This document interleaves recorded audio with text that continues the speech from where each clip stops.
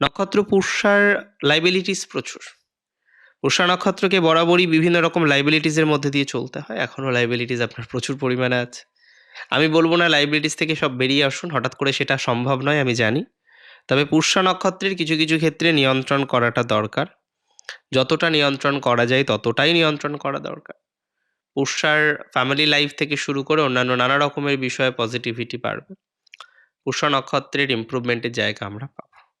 পুষ্যার যে জায়গাটাই সমস্যা বা যে বিষয়টার সমস্যা বলে আমি মনে করছি, সেটা হলো পুষ্যা নক্ষত্রে জাতক জাতিকাদের ফাইন্যান্সিয়াল কন্ডিশন এত অপরের জন্য করেছে পুষ্যা বা করে, পুষ্যার নিজের ফাইন্যান্সিয়াল জায়গাটা অনেকটা ডিস্টার্ব হয়েছে।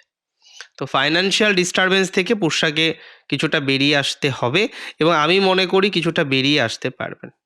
ফাইন্যান্সিয়াল ডিস্টারবেন্স থেকে পুষ্যার বেরিয়ে আসার যোগ অনেকটাই বেশি দেখতে পাচ্ছি। এটা নিয়ে কিন্তু কোনো ডাউট নেই। একটু চেষ্টা করুন এই জায়গা থেকে ডিস্টারবেন্সটা আরও কমানোর।